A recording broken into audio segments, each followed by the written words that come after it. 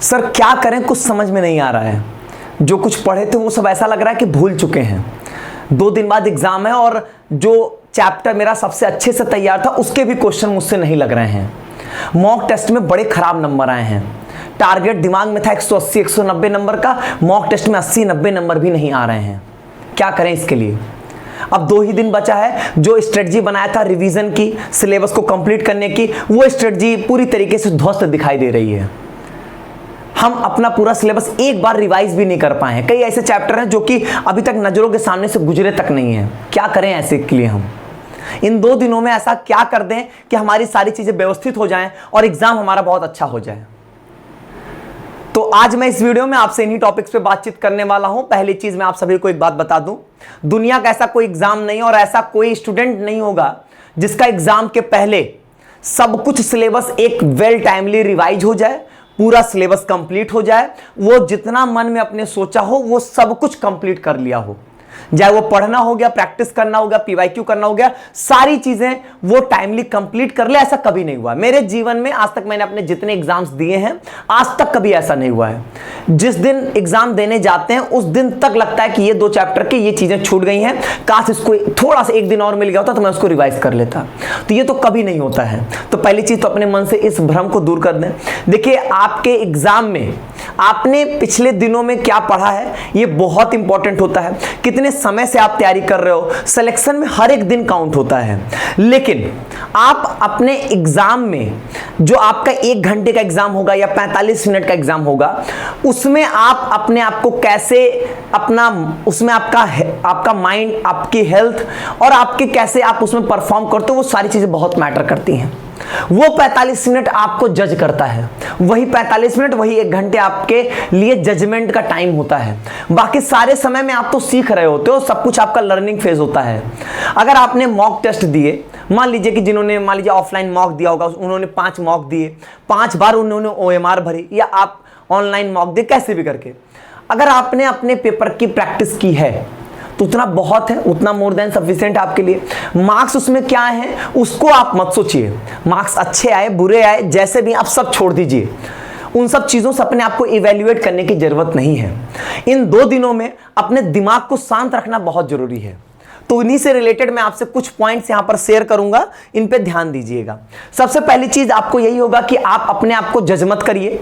ऐसा मत करिए कि 4 क्वेश्चन लेकर बैठ गए और उन 4 क्वेश्चन से अपने आप को जज कर रहे हैं कि क्या मुझे ये क्वेश्चंस आ रहे हैं कि नहीं आ रहे हैं। इस तरीके का कोई भी जजमेंट मत लीजिए। अब अपने आप को मत इवेल्युएट करिए। जितना आप हैं वो सब कुछ अब वही मेन CUT एग्जाम में आप जज किए जाएंगे, वहीं पर इवेल्युएट किए जाएंगे। अभी आप ऐसा करोगे तो आपको क्या होगा कि उससे आप डिप्रेस फील करोगे और फिर वहां पर आपको एंजाइटी होगी, घबराहट होगी और पैनिक करोगे तो बेशक एग्जाम आपका खराब होगा, आती हुई चीजें आपकी यहां पर खराब हो जाएंगी। तो अपने आप को जज करना छोड़ दीजिए। किसी भी नए क्वेश्चंस को टच नहीं करना है, कोई नई चीजें आपको पढ़ना नहीं है। अब खुद से 4 क्वेश्चंस लेकर मत बैठ जाइए कि लाइए मैं इन 4 क्वेश्चंस को सॉल्व करता हूं। बिल्कुल नहीं। जो आपके नोट्स में है, जो आपके टीचर करा रहे हैं या आपने जो किए हुए हैं क्वेश्चंस हैं, उन्हीं किए हुए क्वेश्चंस को, किए हुई चीजों को जो आपके नोट्स में है, सिर्फ आप उनको देखोगे। अब ऐसा बिल्कुल भी नहीं करेंगे कि आप लाए 4 क्वेश्चन इस बुक से उठा लेते हैं, सॉल्व करके देखते हैं हो रहा है कि नहीं हो रहा है। ऐसी कोई गलती नहीं करना है, अन्यथा जो चीजें आपको आती हैं उसको भी आप पैनिक करके खराब कर दोगे। दूसरी चीज, यहां पर आपकी हेल्थ की प्रायोरिटी बहुत इंपॉर्टेंट है। ऐसा हो जाता है कई बार ऐसा होता है कि बच्चे पैनिक हो जाते हैं, पैनिक होकर रोने लगेंगे। अब रोएंगे तो उससे उनकी हेल्थ खराब होगी, खाना खाना छोड़ देंगे, खाना नहीं खाएंगे, खाएंगे तो कुछ बाहर का खा लेंगे। तो ऐसी चीजों में क्या होता है कि कहीं ना कहीं आपकी हेल्थ जो होगी वहां से वो डिस्टर्ब जरूर हो रही होगी। तो इस चीज का बहुत ध्यान दीजिएगा कि आपको लास्ट समय में आप ऐसा ना करें कि आपके पेट रिलेटेड कोई समस्या हो जाए, आपके सर दर्द से रिलेटेड कुछ समस्या हो जाए, क्योंकि ये ऐसी चीजें हैं जो आपको तोड़ के रख देंगी। अब मान लीजिए कि आपका सिर दर्द बहुत ज्यादा होने लगा क्योंकि आप टेंशन बहुत ज्यादा लिए, या ऐसा हुआ कि आप खाना नहीं खाए टाइमली, सिर दर्द होगा, उससे होगी आपको वोमिटिंग होगी, आप कमजोर हो जाओगे, क्या ही आप करोगे एग्जाम में। तो इन सब चीजों का बहुत ध्यान देंगे, क्योंकि एक बात का ध्यान दीजिएगा कि आपने जितने पिछले महीने मेहनत की है उस मेहनत को 45 मिनट 1 घंटे के अंदर आपको साबित करना है। रियलिटी यही है। उस साबित करने के लिए आपके दिमाग का शांत रहना बहुत जरूरी है, और दिमाग शांत तभी रहेगा जब आपकी हेल्थ ठीक रहेगी।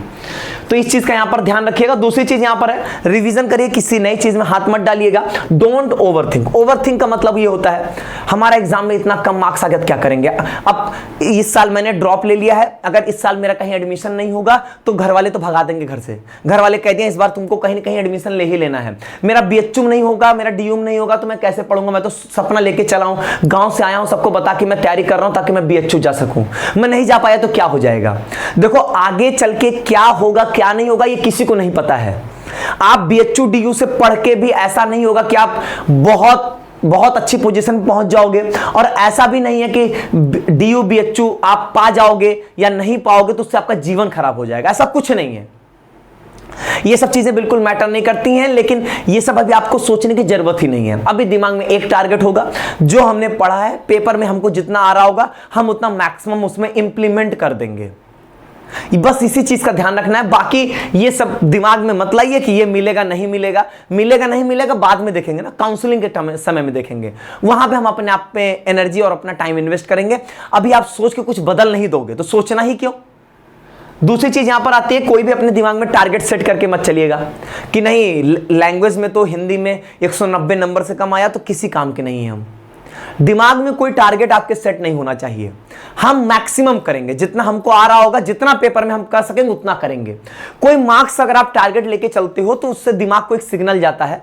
अगर आपका पेपर मिला और पहले 5-7 क्वेश्चंस आपके फेवर के नहीं मिलेंगे, तुरंत आपके दिमाग को सिग्नल जाएगा कि 5 क्वेश्चन छोड़ चुके हो, मतलब 25 नंबर गया तुम्हारा, अब 175 नंबर ही बचा तुम्हारे पास। अब वो जो टारगेट होता है वो तुरंत आपको पैनिक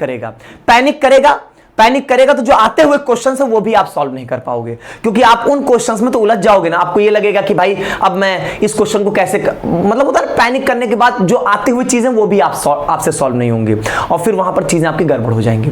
तो इस लिए कोई भी टारगेट अपने दिमाग में मत लेके चलिएगा। जो होगा बढ़िया होगा। जितना आपने पढ़ा है उसमें आप बहुत अच्छा करके आओगे। एग्जाम में जितना शांत दिमाग से पेपर दोगे उतना ही आपके लिए बेहतर होगा।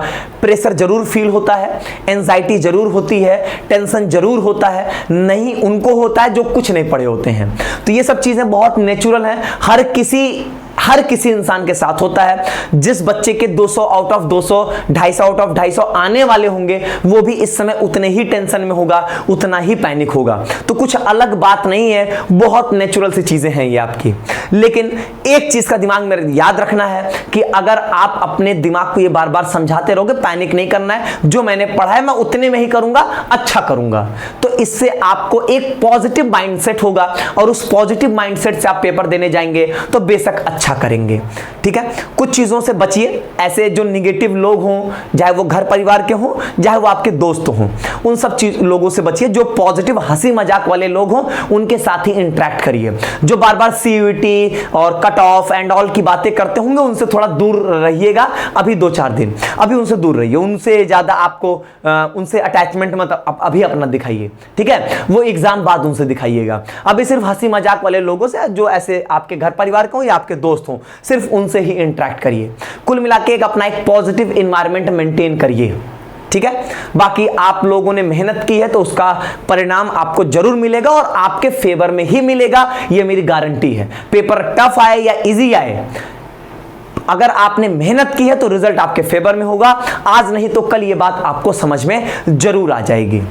तो खूब मन लगा के जो बचे हुए दिन हैं इनमें खूब अच्छे से मेहनत कर लीजिए, अपने हेल्थ को प्रायोरिटी देते हुए। बाकी एग्जाम बहुत अच्छा जाएगा। मेरी ढेर सारी शुभकामनाएं आप सभी के साथ हैं। बहुत बहुत धन्यवाद।